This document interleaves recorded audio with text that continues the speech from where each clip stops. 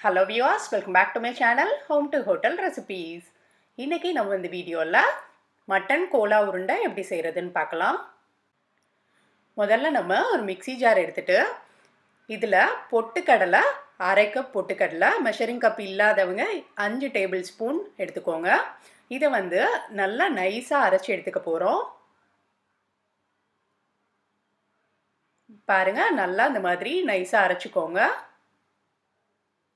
இப்போ இதை ஒரு பவுலில் மாற்றிடுறேன். இதை வந்து கடைசியாக மட்டனில் ஆட் பண்ண போகிறோம். இது இருக்கட்டும். அடுத்தது அரைக்க வேண்டிய பொருள் வந்து சின்ன வெங்காயம் 10, பெரிய வெங்காயம் எடுத்திங்கன்னா 1 எடுத்துக்கோங்க. காரத்துக்கு பச்சை மிளகாய் 2, பூண்டு வந்து சின்ன சைஸாக இருக்கனால நான் 10 எடுத்திருக்கேன். பெரிய பூண்டாக இருந்தால் 5 போடுங்க போதும். அடுத்தது இஞ்சி வந்து 1.5 இன்ச்சில் எடுத்துக்கோங்க. இப்போ இது எல்லாத்தையுமே மிக்ஸி ஜாரில் போட்டு அரைக்க போகிறோம்.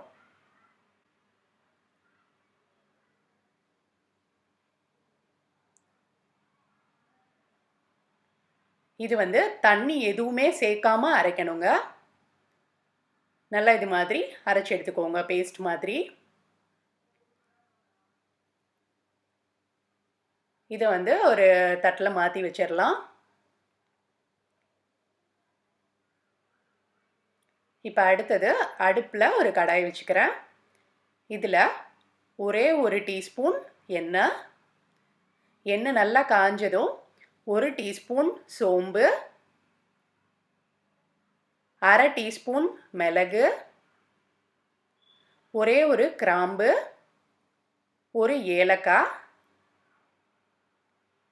பட்டை 2 பீஸ் சின்னதாக எடுத்துக்கோங்க, முந்திரி பருப்பு 10,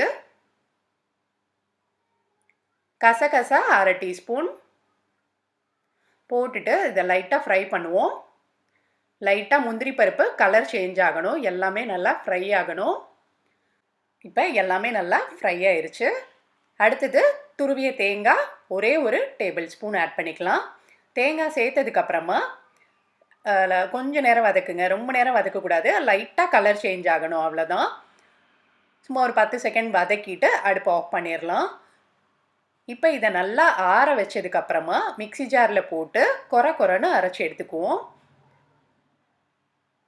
பாருங்கள், இது மாதிரி அரைச்சா போதும், கொரன்னு அரைச்சி எடுத்துக்கோங்க. இது இருக்கட்டும், அப்புறம் ஆட் பண்ணிக்கலாம். மட்டன் வந்து 1/2 கிலோ கொத்துக்கறியாக அது மாதிரி வாங்கி வச்சுருக்கேன். மட்டன் வந்து கொழுப்பு வந்து ரொம்ப இல்லாமல் வாங்கிக்கணும் கோலா உருண்டைக்கு. ஏன்னு கேட்டிங்கன்னா, கொழுப்பு இருந்தது அப்படின்னா நம்ம ஃப்ரை பண்ணும்போது கரையும், உருண்டை வந்து உடைய சான்ஸ் இருக்குது.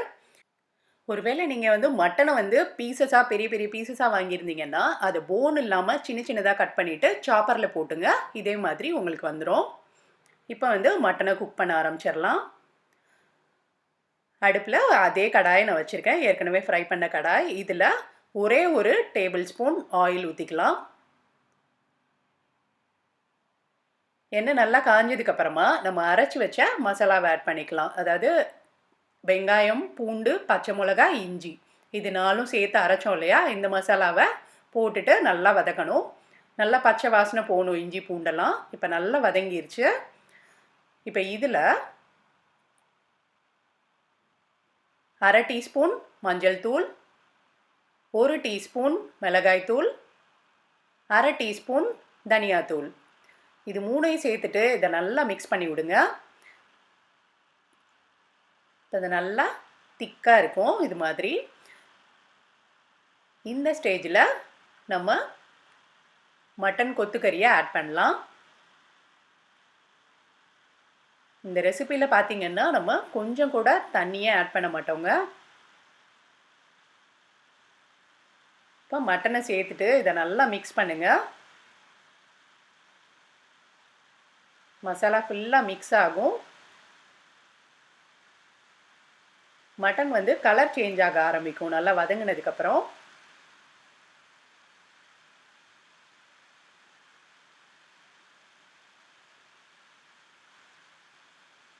மட்டன் நல்லா வதங்கினதுக்கப்புறமா தண்ணி விட ஆரம்பிக்கும். கொஞ்ச நேரம் வேக விடலாம். இப்போ பார்த்தீங்கன்னா நான் வந்து எக்ஸ்ட்ரா தண்ணி எதுவுமே ஆட் பண்ணலங்க. மட்டன்லேருந்து வெளியில் வந்த தண்ணி தான் இது எல்லாமே. இப்போ இந்த மாதிரி தண்ணி வந்ததுக்கப்புறமா மட்டனுக்கு தேவையான அளவு உப்பு சேர்த்துக்குவோம்.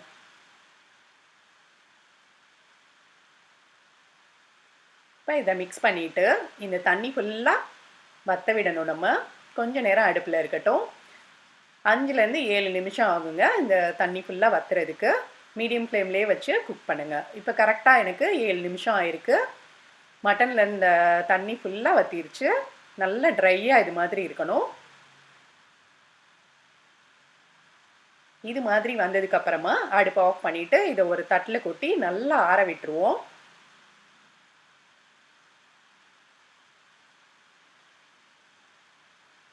இப்போ இது நல்லா ஆறிடுச்சு. இதை மிக்ஸி ஜாரில் கொஞ்சம் கொஞ்சமாக போட்டு அரைக்கணும். மொத்தமாக எல்லாத்தையும் போட்டிங்கன்னா மிக்ஸி சுத்தாது. இதை நான் வந்து ஒரு 3 தடவையாக போட்டால் கரெக்டாக இருக்கும். போட்டுட்டு தண்ணி எதுவுமே ஊற்றாமல் அரைங்க. ட்ரையாக தான் இருக்கணும் நமக்கு. பாருங்கள், இது மாதிரி அரைப்பட்டுரும்.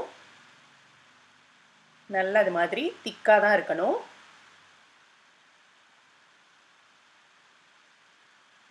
இதை ஒரு மிக்சிங் பவுலுக்கு மாற்றிக்கிறேன்.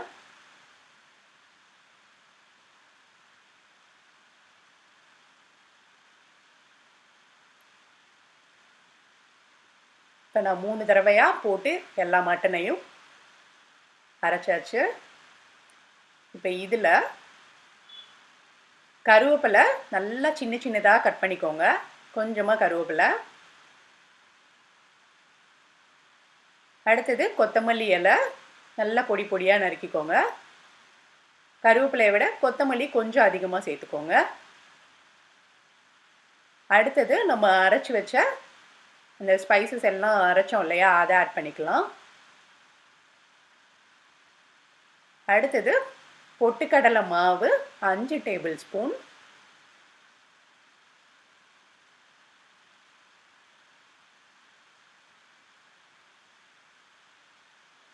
அடுத்தது ஒரே ஒரு முட்டை. இதை வந்து நல்லா அடிச்சுட்டு, இதை வந்து ஃபுல்லாக ஆட் பண்ணக்கூடாது, ரொம்ப தனியாயிரும் அப்புறம் மாவு. இதில் வந்து ஒரு 3/4 வாசி மட்டும் ஆட் பண்ணிக்க போகிறேன். உங்களுக்கு ஒருவேளை முட்டை வேண்டாம் அப்படின்னா பொட்டுக்கடலை மாவு வந்து ஒரு 2லேருந்து 3 டேபிள் ஸ்பூன் மட்டும் ஆட் பண்ணிக்கோங்க. முட்டை இல்லாமலும் செய்யலாம். அது முட்டை சேர்த்திங்க அப்படின்னா நமக்கு வந்து அந்த கோலா உருண்டைக்கு உள்ளே வந்து நல்லா சாஃப்டாக வரும். அதுக்காக தான் 3/4 வாசி முட்டை மட்டும்தான் சேர்க்கணும். ஃபுல்லாக தான் ஆட் பண்ணிங்கன்னா உங்களுக்கு வந்து ரொம்ப தண்ணி ஆயிரும். அப்புறம் நமக்கு உருண்டை பிடிக்க வராது. இப்போ இதை நல்லா மிக்ஸ் பண்ணிக்கலாம். உப்பு வந்து செக் பண்ணிக்கோங்க. கரெக்டாக இருந்ததுன்னா ஓகே, இல்லைன்னா இந்த ஸ்டேஜில் நீங்கள் ஆட் பண்ணிக்கோங்க. இப்போ இதை நல்லா மிக்ஸ் பண்ணிவிட்டு நல்லா அந்த மாதிரி சப்பாத்தி மாவு பதத்துக்கு வரணும். இது எடுத்து பார்த்தீங்கன்னா நல்லா உருண்டை பிடிக்க வரணும். இந்த அளவுக்கு திக்காக இருக்கணும். ஒருவேளை நீங்கள் முட்டையை ஜாஸ்தி ஆட் பண்ணிவிட்டு ரொம்ப தண்ணி ஆயிடுச்சுன்னா நீங்கள் பொட்டுக்கடலை மாவை கூட நீங்கள் எக்ஸ்ட்ரா ஆட் பண்ணி கரெக்டாக திக்காக்கிக்கோங்க. இந்த மாதிரி மாவோட பக்குவம் இருக்கணும். இப்போ இதை கொஞ்சமாக எடுத்துகிட்டு உருண்டையாக பிடிச்சிக்கலாம். உங்களுக்கு கையில் ஒட்டுற மாதிரி தெரிஞ்சால் கொஞ்சமாக எண்ணெய் தடவிக்கோங்க கையில். இப்போ எனக்கு ஒட்டலை, நான் தடவலை. இப்போ நான் எல்லா உருண்டையும் உருட்டி வச்சிட்டேன். இப்போ நம்ம எடுத்த 1/2 கிலோ மட்டனுக்கு 32 உருண்டைகள் எனக்கு வந்திருக்கு. இப்போ அடுத்தது ஃப்ரை பண்ணிடலாம். அடுப்பில் எண்ணெய் நல்லா சூடாகட்டும். எண்ணெய் வந்து நல்லா சூடானதுக்கு அப்புறம் தாங்க உருண்டை போடணும். நல்லா காயறதுக்கு முன்னாடியே போட்டிங்கன்னா உருண்டை வந்து உடஞ்சிரும்.